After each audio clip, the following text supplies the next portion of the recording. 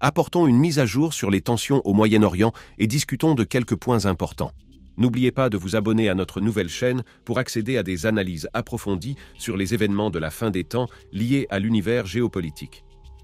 Nous observons actuellement une prévision liée à la bataille de Gog et Magog, mentionnée dans Ézéchiel, chapitres 38 et 39, et également dans le livre de l'Apocalypse, chapitre 20.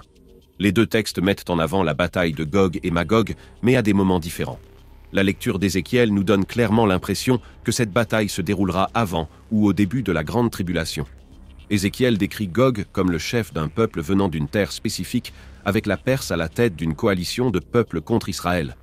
Lors de cette invasion, Dieu interviendra directement, utilisant des causes naturelles, de grands événements célestes, des catastrophes naturelles, en confondant les ennemis et en envoyant maladies et fléaux pour les vaincre. L'intervention divine garantira la victoire d'Israël, protégeant la ville sainte et les saints. Dans l'Apocalypse, Jean nous offre une vision claire de la fin du millénaire. Ici, l'Antéchrist dirigera une coalition de nations descendant de Magog, les descendants du fils de Japhet.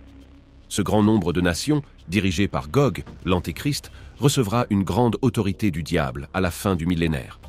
Le diable sera libéré, menant cette rébellion mondiale. Le Seigneur détruira alors ses ennemis avec sa parole et le feu du ciel, jetant le diable et ses adeptes dans le lac de feu. En analysant ces deux textes, nous avons quelques certitudes malgré les différences interprétatives. La première est que Gog représente l'Antéchrist et Magog, son peuple, une coalition de nations. Nous avons la ville, le peuple et aussi le peuple de Dieu, les saints. Que vous soyez pré-tribulationniste ou post-tribulationniste, il est important de ne pas confondre Gog et Magog avec la bataille d'Armageddon, qui se déroule à la fin de la grande tribulation, lors du retour du Seigneur Jésus, où a lieu la grande bataille des rois de la terre à Megiddo. Les éléments présents dans la description de Gog et Magog incluent Magog, le peuple, connu aujourd'hui comme les fils de Japhet. Ses descendants incluent obligatoirement l'Iran. En outre, nous avons les descendants de Magog, la Russie, la Chine, la Mongolie, la Turquie et bien d'autres peuples. Tous descendent de Magog et sont dirigés par l'Antéchrist.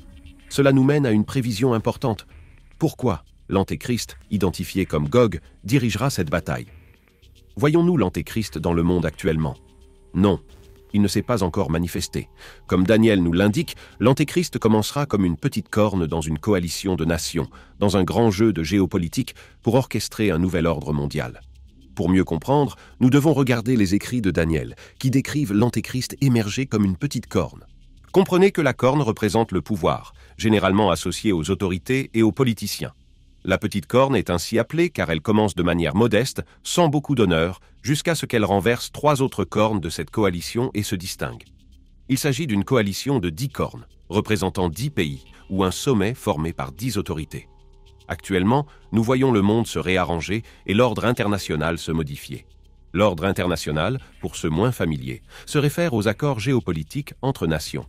Lorsque nous regardons ce sommet de 10 nations, nous parlons d'un accord géopolitique.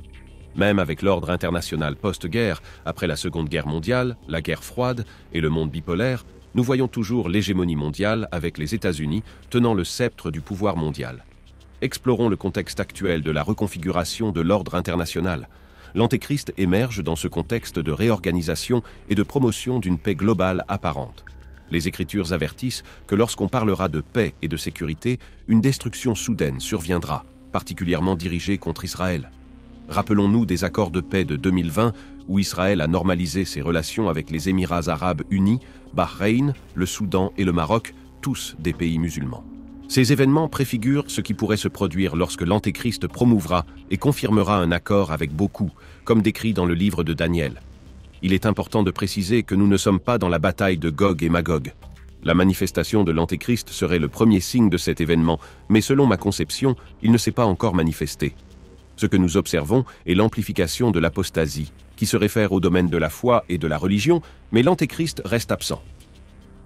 Contextualisons la situation actuelle. La Russie soutient l'Iran de manière sans précédent et des observateurs internationaux ont relevé une déclaration récente de Poutine qui dit « Maintenant, nous armerons les ennemis des États-Unis comme ils arment nos ennemis ». Cette affirmation de Poutine fait référence à l'Ukraine. Tout comme l'OTAN envoie des armes en Ukraine, Poutine a déclaré qu'il armerait les ennemis des États-Unis dans différentes parties du monde. Et il tient cette promesse.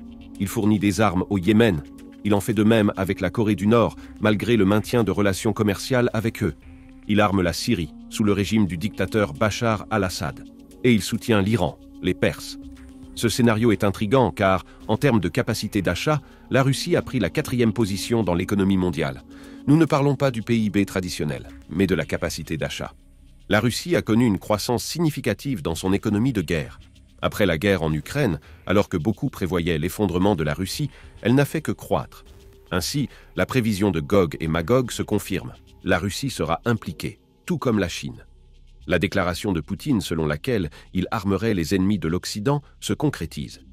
Les observateurs internationaux ont souvent noté que la Russie vend une large gamme d'équipements de guerre électronique, y compris des dispositifs d'attaque et de défense, ainsi que des missiles balistiques lourds et d'autres équipements lourds. De plus, la Russie fournit une technologie avancée, électronique et cybernétique, tant pour la défense que pour l'attaque, à l'Iran. Ces observateurs internationaux rapportent ces ventes en raison d'un trafic aérien inhabituel observé ces derniers jours. Depuis l'élimination de Haniyeh, du Hamas, un flux anormal d'aéronefs transportant du matériel militaire de Moscou à Téhéran a été identifié. Des rapports indiquent que l'Iran ne se contente pas d'acquérir ces équipements, mais exige également que des opérateurs russes, experts dans la manipulation de ces équipements militaires, restent en Iran pour former les Iraniens. Cette formation est essentielle pour que les Iraniens puissent opérer et utiliser efficacement ces équipements. La conclusion est que toute attaque iranienne ne sera réalisée qu'après l'installation complète des équipements et la formation adéquate de leur personnel, garantissant qu'ils soient prêts à se défendre. Il est plus que prouvé que pour éliminer Haniyeh, Israël et la CIA ont réussi à pénétrer dans l'espace aérien de Téhéran, à tirer un missile depuis un drone, à éliminer la cible et à sortir sans être détectés. À ce jour, plus de 22 personnes ont été arrêtées, accusées d'être des espions du Mossad. Maintenant, l'Iran fait face à un sérieux problème pour son renseignement. Ce qui empêche la situation de dégénérer ne sont pas les diplomates, les chefs d'État, les communications de l'Égypte, les lignes de communication diplomatique internationale, ni les médiateurs internationaux demandant à l'Iran d'éviter une escalade. Selon les informations, l'Iran ne répond plus à ces demandes. Il n'y a plus de doute que l'Iran va attaquer. Un canal israélien a même mentionné que l'Iran attaquerait lundi. Comme je l'ai mentionné dans la vidéo précédente, si vous avez regardé notre mise à jour, j'ai dit « Je ne crois pas qu'il attaquera aujourd'hui, bien qu'il puisse y avoir quelque chose à cause du 3 août mentionné par Haniyeh. Le Hezbollah pourrait lancer quelque chose. » Et c'est exactement ce qui s'est passé. Tout indique que ce sera entre les 12 et 13 août. Selon les médias iraniens, cette attaque promet d'être dévastatrice, avec une grande ampleur et un grand impact, et l'Iran est prêt défensivement avec son système de défense. La Russie armant l'Iran et la Chine soutenant la Russie défient l'ordre mondial, montrant le renforcement de cet axe du mal. Les BRICS se positionnent de manière très délicate dans ce contexte. Le 3 août, il y a eu des tirs venant du nord, entre 50 et 60 roquettes et missiles du Hezbollah, dont plus de 90% ont été abattus sans causer de dommages significatifs. Cependant, des actions extrêmes individuelles continuent de se produire dans certaines régions, avec des loups solitaires attaquant des personnes dans les rues. C'est ce que nous avons vu aujourd'hui en Israël. Néanmoins, des préparatifs intensifs sont en cours. Le principal général américain est au Moyen-Orient, organisant la logistique de la défense, similaire à ce qui s'est passé le 13 avril lors de l'attaque iranienne avec plus de 300 drones. Il coordonne maintenant une défense conjointe entre Israël, les États-Unis et le Royaume-Uni. Mesdames et messieurs, voici les dernières mises à jour.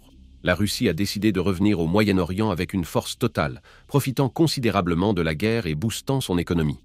L'économie russe dépend maintenant fortement du contexte de guerre. L'Iran se prépare également en se concentrant sur une guerre plus cybernétique et technologique, à la fois pour l'attaque et la défense. Des sites de géopolitique spéculent sur un possible blackout mondial avant les élections américaines. Il est important de rappeler que l'Iran possède des armes à impulsion électromagnétique, vendues par la Russie, qui peuvent être utilisées contre Israël. Cela pourrait être un prétexte pour des blackouts dans d'autres parties du monde.